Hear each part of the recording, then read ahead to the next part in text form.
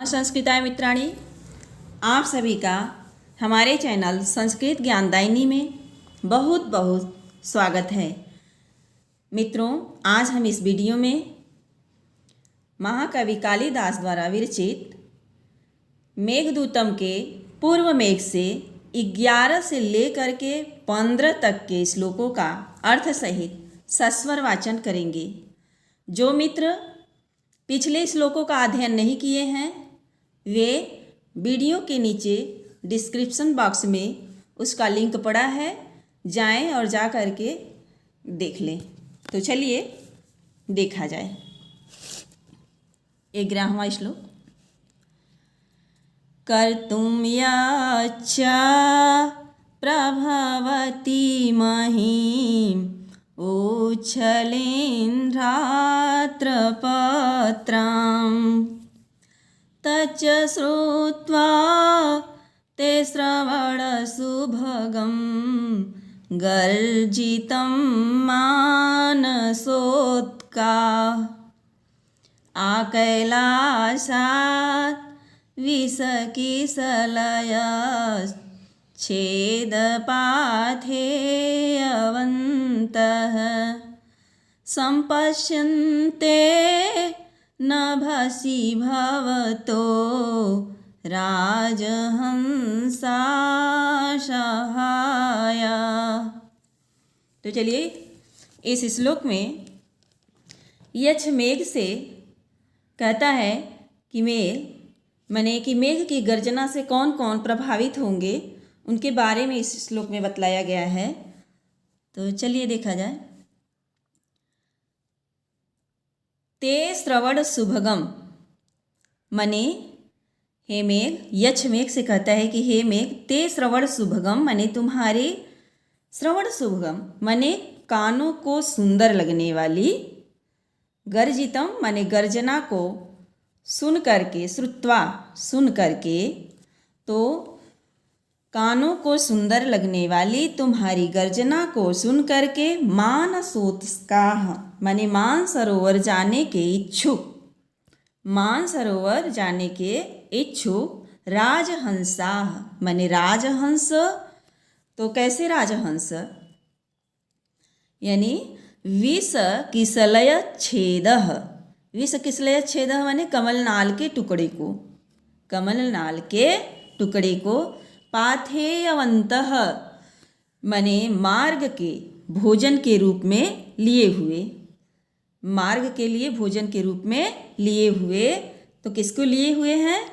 विसलय, विषकिसलय माने कमलनाल के छेदः माने टुकड़े को। तो ऐसे राजहंस, नभसि माने आकाश मार्ग में, आ कैलासात माने कैलाश पर्यंत, कैलाश तक, सहायाः संपश्यन्ते माने तुम्हारे साथी बनेंगे, तुम्हारे साथ साथ चलेंगे। यक्ष मेघ से कहता है कि हे मेघ, आप अकेले नहीं जाओगे कैलाश पर्वत तक या अलकापुरी, आप अकेले नहीं जाओगे, आपके साथ राजहंस भी जाएंगे। तो कैसे राजहंस?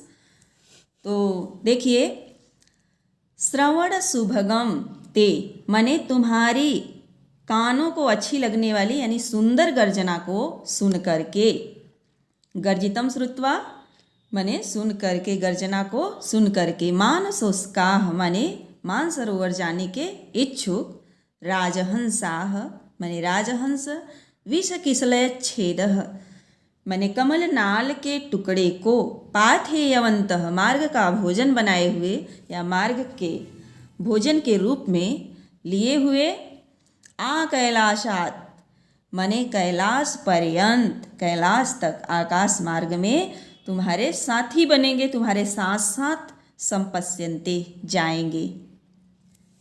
और क्या है तुम्हारे गर्जना की एक विशेषता? तो देखिए, महीम उच्छलिंद्री धात पत्राम कर्तुम।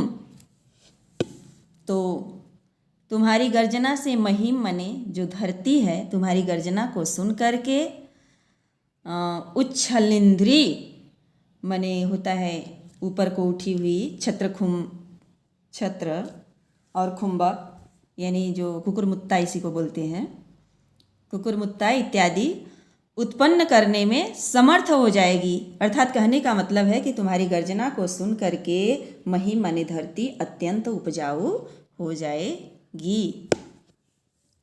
तो फिर से देखा जाए तो यत महिम उच्छिलंध्री धातपत्राम कर्तु प्रभवती। तो एक गर्जना की विशेषता क्या है कि तुम्हारी गर्जना को सुन करके जो धरती है महिम मने धरती, उच्छलंध्री धातपत्राम मने छत्र कुंभक इत्यादि उत्पन्न करने में समर्थ यानी अत्यंत उपजाऊ होगी। तो धरती अत्यंत उपजाऊ, प्रभवती माने हो जाती है, लट लकार प्रथम पुरुष एक वचन का रूप है। तो तुम्हारी गर्जना को सुन करके छत्र कुंभक इत्यादि उत्पन्न करने में समर्थ धरती अत्यंत उपजाऊ हो जाती है। और क्या है, तुम्हारे सुंदर गर्जना को सुन करके मानसोस्तकाह मानसरोवर जाने के इच्छुक राजहंस विष किसलयत छेद कमल नाल के टुकड़े को अपने चोंच में मार्ग के भोजन के रूप में चोंच में दबाए हुए कैलाशात मने कैलाश पर्यंत, नभसी मने आकाश मार्ग में तुम्हारे सहाया मने साथी संपश्यन्ते बनेंगे। तो यक्ष मेघ से कहता है कि हे मेघ, तुम्हारी सुंदर गर्जना को सुनकर मानसरोवर जाने के इच्छुक राजहंस अपने चोंच में मार्ग के भोजन के रूप में कमलनाल के टुकड़े को लिए हुए कैलाश पर्यंत आकाश मार्ग में तुम्हारे सहायक होंगे, तुम्हारे साथी बनेंगे और तुम्हारी गर्जना से धरती अत्यंत उपजाऊ हो जाएगी और छत्र कुंभक इत्यादि उत्पन्न करने में समर्थ होगी। तो चलिए टिप्पणी देख लिया जाए। प्रभवती, प्रभु लट लकार प्रथम पुरुष एक वचन का रूप है और श्रुत्वा, श्रुत्वा में कत्वा प्रत्यय है, अक्त्वा प्रत्यय है, श्रु धन अक्त्वा बराबर श्रुत्वा। संपश्यन्ते, संपश्यन्ते समपद लृट लकार प्रथम पुरुष बहुवचन का रूप है और राजहंसाह माने राजहंसाह राजाओं का हंस षष्ठी तत्पुरुष समास। तो चलिए आगे देखा जाए। आपृच्छस्व प्रियसखममु लिंगमालिंग्य शैलम। आपृच्छस्व प्रियसखममु तुंगमालिंग्य शैलम। वंदे पूषां रघुपतिपदे रंकितं मेखलासु। काले काले भवति भवतो यस्य संयोगमेत्य। स्नेहाव्यक्चिरस्य विरचितं मुञ्चतो वाष्पौष्णम्। स्नेहाव्यक्ति चिरविरहजं मुञ्चतो वाष्पौष्णम्। तो चलिए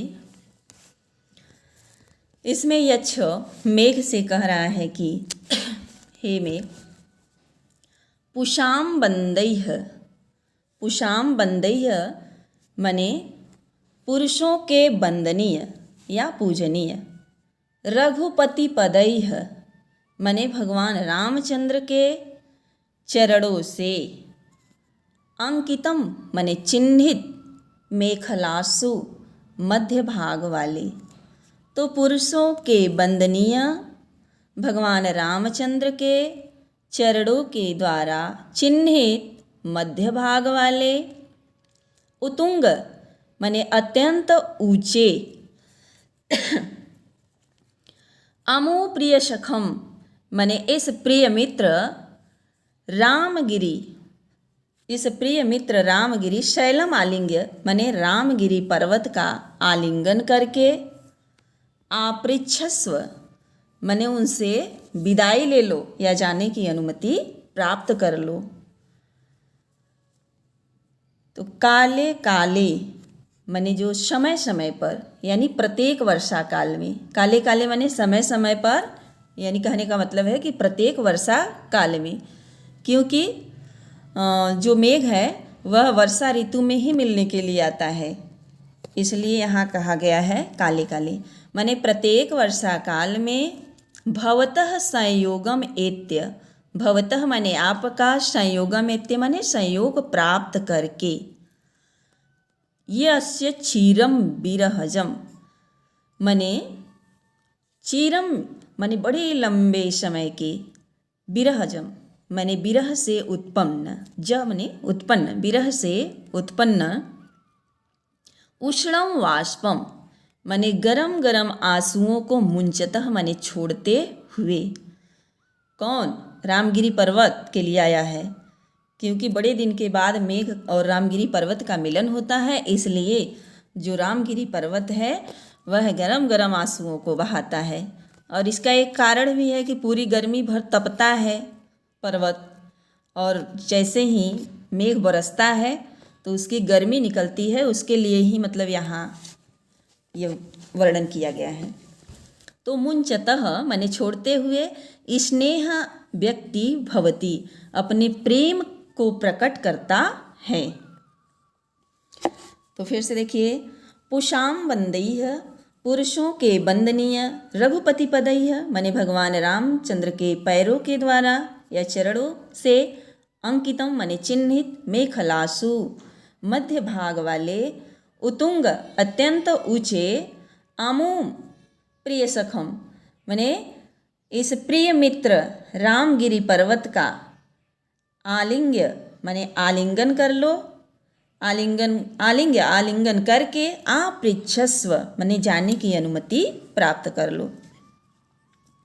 काले काले माने समय समय पर यानी प्रत्येक वर्षा काल में, भवतः आपका, संयोगम माने संयोग प्राप्त करके, आपका संयोग प्राप्त करके, इत्य माने प्राप्त करके, यस चीरम विरहजम माने जो बहुत लंबे समय के, विरह से, विरहजम विरह से उत्पन्न, उष्णम वाष्पम माने गरम गरम आंसुओं को छोड़ते हुए, स्नेहम अभिव्यक्ति भवती माने अपने प्रेम को प्रकट करता है। तो पुरुषों में वंदनीय रामचंद्र जी के पैरों से चिन्हित, मध्य भाग वाले, अत्यंत ऊंचे इस रामगिरी पर्वत का आलिंगन करके, आपृच्छस्व जाने की अनुमति ले लो। और काले काले समय समय पर माने प्रत्येक वर्षा काल में, भवतः संयोगम इत्या आपका संयोग प्राप्त करके, यस्य क्षीरम विरहजम जो बड़े लंबे समय के विरह से उत्पन्न, उष्णम वाष्पम माने गरम गरम आंसुओं को छोड़ते हुए, स्नेह व्यक्ति माने अपने प्रेम का प्रकाशन करता है या प्रेम को व्यक्त करता है। तो देखिए, आपृच्छस्व माने आपरच्छ लोट लकार मध्यम पुरुष एक वचन का रूप है। वंदयः, वंदई में तृतीया बहुवचन का रूप है, तृतीया बहुवचन है। और वंदई में ऋयत प्रत्यय है। और स्नेह, स्नेह में घई प्रत्यय है। और स्नेह अभिव्यक्ति में तत्पुरुष समास है। आलिंग्य में ल्यप प्रत्यय है। तो चलिए आगे देखा जाए।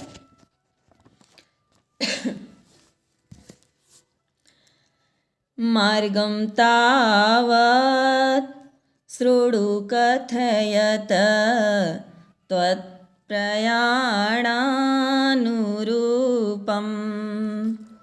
मार्गं तावत् शृणु कथयत् त्वत्प्रयाणानुरूपम् सन्देशं मे तदनुजलद श्रोष्यति श्रोत्रपेयम् खिन्नः खिन्नः शिखरिषु पदं न्यास्य गन्तासि यत्र क्षीणः परिलघुपयः स्रोतसां चोपभुज्यः।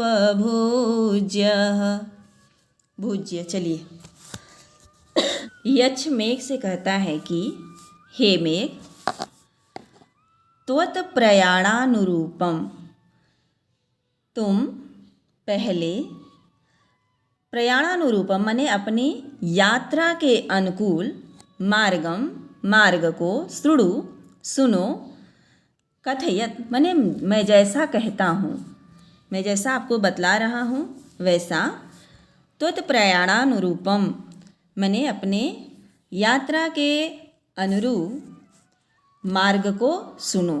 तदनु इसके बाद मैं संदेशम शृणु माने मेरे संदेश को सुनो। तो कैसे संदेश को? श्रोष्यति श्रोत्रपेयम माने कानों के द्वारा पिए जाने योग्य, यानी यहाँ व्यंग्यार्थ है, कानों से सुना जाता है, पिया नहीं जाता है। तो कानों के द्वारा सुने जाने योग्य मेरे संदेश को सुनो।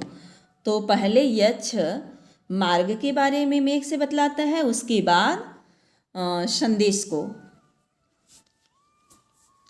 फिर कहता है कि गंताशी माने यदि जाते जाते आपको थकान महसूस हो, खिन्न माने थकान महसूस हो, तो शिखरीषु पदम न्यस्त पहाड़ों की चोटियों पर विश्राम करना।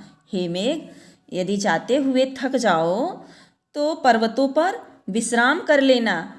और क्षीणः दुर्बल होने पर, यानी जब कमजोरी महसूस हो आपको, तो स्रोतशाम पयः माने नदियों के जल को। तो कैसे जल को? परिलघु हल्के जल को, नदियों के हल्के जल को पीना। उपभुज्य माने उपभोग करना या पीना।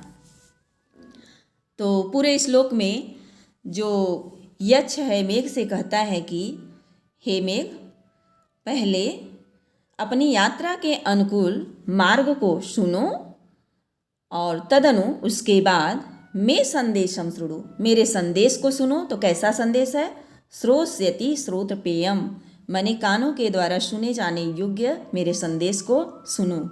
और जाते हुए मार्ग में यदि थकान महसूस हो, खिन्न माने थकान महसूस हो, तो शिखरेषु पदम न्यस्त पहाड़ों की चोटियों पर विश्राम कर लेना। और क्षीण यदि चलते चलते कमजोरी महसूस हो, यानी दुर्बल हो जाओ, तो परिलघु पयः स्रोतशाम माने नदियों के, परिलघु माने हल्के, पयः माने जल को, उपभोज्य माने उपभोग करके आगे बढ़ना, यानी नदियों के जल को पीना।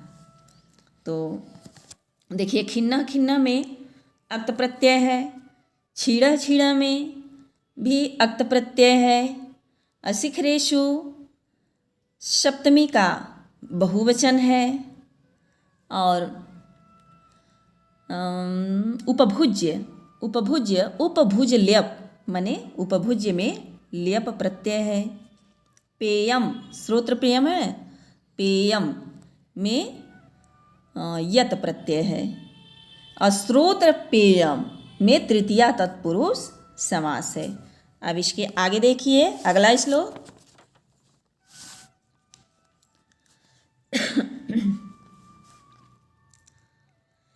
अद्रे शृंगं हरति पवनः किं स्वीत्यन्मुखीभिः। अद्रे शृंगं हरति पवनः किं स्विदित्य उन्मुखीभिः दृष्टो साहसचकितचकितं मुग्धसिद्धाङ्गनाभिः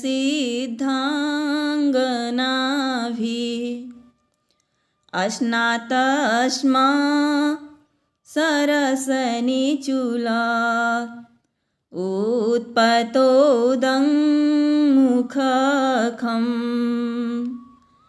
दिङ्नागानां पथि परिहरन् स्थूलहस्तावलेपान्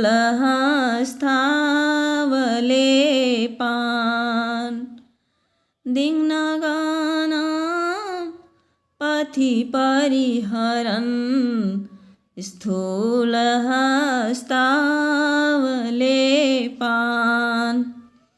तो चलिए, इसमें यक्ष मेघ से कहता है कि सिद्धांगनाओं के द्वारा, माने सिद्धों की स्त्रियों के द्वारा आप किस तरह देखे जाओगे। तो चलिए देखा जाए। अद्रे श्रृंगम हरति पवनः, माने यक्ष मेघ से कहता है कि पवनः अद्रे श्रृंगम हरति। पवनः माने वायु, अद्रे श्रृंगम माने पहाड़ की चोटी को, हरति माने उड़ाए लिए जा रहा है। किमसित क्या, तो क्या पवन पहाड़ की चोटी को हरति उड़ाए लिए जा रहा है। ऐसे इति माने ऐसा विचार करके, ऐसा सोच करके, उन्मुखी भी माने ऊपर की ओर मुख की हुई, ऊपर की ओर मुख की हुई, मुग्धा सिद्धांगना भी माने भोली भाली सिद्ध पुरुषों की अंगना माने स्त्रियों के द्वारा, सिद्धों की स्त्रियों के द्वारा सोत्साहम चकित चकितम, चकित चकितम माने बड़े आश्चर्य के साथ, और उत्साहम दृष्टो माने उत्साहपूर्वक देखे जाओगे। तो यक्ष मेघ से कहता है कि पवन माने हवा पहाड़ की चोटी को उड़ाए लिए जा रहा है। तो क्या किमस्वित माने क्या हवा पहाड़ की चोटी को उड़ाए लिए जा रहा है। इति ऐसे विचार से उन्मुखी भी माने ऊपर की ओर मुख की हुई, मुग्धा माने भोली भाली, सिद्धांगना भी माने सिद्धों की स्त्रियों के द्वारा, चकित चकितम बड़े आश्चर्य के साथ, सोत्साहम दृष्टो माने आश्चर्यचकित होकर बड़े उत्साह के साथ देखे जाओगे। और तुम्हें जाना कहाँ है, कैसे जाना है, इसके बारे में नीचे दिंग नागा नाम, दिंग नागा नाम माने देखिए 8 दिग्गज होते हैं। तो कह रहे हैं दिंग नागा नाम माने दिशा रूपी हाथियों से, पथि माने मार्ग में, परिहरन स्थूल हस्तावलेपान माने कि स्थूल माने बड़े मोटे मोटे, हस्त माने हाथ के, अवलेपान माने प्रहार से, परिहरन अपने आप को बचाते हुए। तो हाथियों के यानी दिग्गजों के मोटे मोटे हाथों के प्रहार से अपने आप को मार्ग में, पथि माने मार्ग में बचाते हुए, परिहरन बचाते हुए, अस्मात स्नानात सरस निचुलात, सरस निचुला, निचुल माने होता है, निचुल एक बेत का वृक्ष है। तो निचुल के वृक्षों से युक्त, निचुलात माने निचुल के वृक्षों से युक्त, सरस रस से भरी हुई अर्थात आर्द्र भूमि वाले, आर्द्र भूमि वाले, अस्मात स्नान स्थानात माने इस स्थान से, इस स्थान से आकाश मार्ग में, उदुंग मुख माने उत्तर की मुख करके जाना, माने उत्तर की ओर जाना।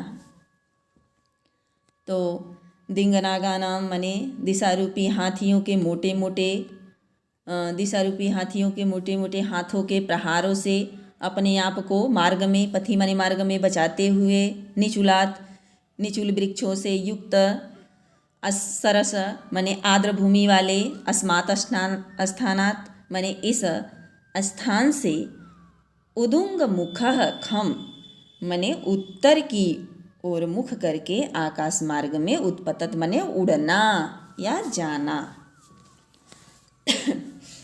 तो यक्षमेघ से कहता है कि क्या पर्वत की चोटी को हवा उड़ाए लिए जा रहा है? ऐसा जान करके, ऐसा विचार करके ऊपर की ओर मुख की हुई भोली भाली सिद्धांगनाएं आश्चर्यचकित होकर के बड़े उत्साह के साथ आपको देखेंगी और दिंग नागाना मने दिशा रूपी हाथियों के स्थूल हस्तावलेपान मने मोटे मोटे हाथों के प्रहार से पथी परिहरण मने मार्ग में अपने आप को बचाते हुए और निचुल वृक्षों से युक्त, सरस मने गीली भूमि वाले, आर्द्र भूमि वाले इस स्थान से आकाश में उत्तर दिशा की ओर मुख करके उड़ जाना। तो चलिए आगे देखा जाए। श्लोक नंबर 15। रत्न छाया व्यतिकरैव प्रेक्ष्यमेतत् पुरस्तात् वल्मीकाग्रात् प्रभवति धनु खण्डमाखण्डलस्य येन श्यामं वपुवतितरां कान्तिमापत्स्येते। येन श्यामं वपुरतितरां कान्तिमापत्स्येते। वर्हेणेव स्फुरितरुचिना गोपवेशस्य विश्लो। बर्हिणेव स्फुरितरुचिना गोपवेशस्य विश्लो। तो देखिए यक्षमेघ से कहता है कि मेघ कैसे शोभा को प्राप्त करेगा, उसी के बारे में इसमें वर्णन किया गया है इस श्लोक में। तो रत्न छाया व्यतिकरः इव, रत्न छाया माने रत्नों की छाया से मिश्रित या रत्नों की छाया से मिले हुए, प्रेक्ष्यम पुरस्तात् माने सामने से, प्रेक्ष्यम माने दिखाई देने वाला, धनुआ खण्डमाखण्डलस्य, आखण्डलस्य माने इंद्रधनुष का खंड दिया है, खंड धनुआ माने अग्रभाग, धनुष का अग्रभाग, इंद्रधनुष का अग्रभाग। वल्मीकात होता है बाम्बी या तो दीमक की जो मिट्टी की पहाड़ी बनी हुई होती है उसी को बोलते हैं वल्मीक। तो वल्मीक से यानी दीमक की पहाड़ी से प्रभवती निकल रहा है। तो क्या निकल रहा है? तो रत्नों की छाया से मिश्रित, रत्न छाया व्यतिकरः, रत्नों की छाया से मिश्रित, पुरस्तात् माने सामने से, प्रेक्ष्यम दिखाई देने वाला, आखण्डलस्य इंद्रधनुष का धनुखंडम माने अग्रभाग, यानी कि पूरा भाग नहीं दिखाई दे रहा है, बस उसका आधा भाग कहाँ से निकल रहा है? तो वल्मीक आग्रात प्रभवती माने बाम्बी के से निकल रहा है, वाल्मीक की पहाड़ी से निकल रहा है। एन श्यामम बपुः, एन माने जिससे, श्यामम बपुः माने तुम्हारा सांवला शरीर। तो यक्ष मेघ से कह रहा है कि जिससे तुम्हारा सांवला शरीर कैसा हो जाएगा। चलिए देखा जाए। तो स्फुरित रुचिना माने चमकती हुई कांति वाले, स्फुरित रुचिना चमकती हुई कांति वाले, अवर्हिणेव माने मोर पंख से युक्त, मोर पंख से युक्त गोपवेशस्य, गोपवेशस्य माने गोपाल का वेश धारण करने वाले विष्णु अर्थात श्री कृष्ण की शोभा को प्राप्त होगी। तो जिससे क्या होगा, रत्न छाया व्यतिकरः माने रत्नों की छाया से मिले हुए या मिश्रित, पुरस्तात् सामने से प्रेक्ष्यम दिखाई देने वाला, आखंडलस्य इंद्रधनुष का खंडधनुः माने अग्रभाग, वल्मिकात प्रभवती माने दीमक की पहाड़ी से निकल रहा है, जिससे श्यामम बपु, देखिए मेघ का जो शरीर होता है सांवला होता है, मेघ काला होता है, इसलिए उसके सांवले शरीर की उपमा भगवान श्री कृष्ण से दी गई है। तो ये न श्यामम बपु, जिससे तुम्हारा सांवला शरीर सांवला शरीर कैसे प्राप्त हो जाएगा, स्फुरित रुचिना माने चमकती हुई कांति वाले, वर्हिणेव माने मोर पंख से युक्त, और गोपवेशस्य गोपाल का वेश धारण करने वाले भगवान विष्णु अर्थात श्री कृष्ण की शोभा को प्राप्त होगी। तो मित्रों, आज यहीं तक, इसके आगे का श्लोक मैं अगले वीडियो में लेकर आऊँगी। और यदि आप हमारे चैनल को सब्सक्राइब नहीं किए हैं तो सब्सक्राइब कर लीजिए, ताकि मैं जो भी वीडियो डालूं उसका नोटिफिकेशन सबसे पहले आपको प्राप्त हो। धन्यवाद।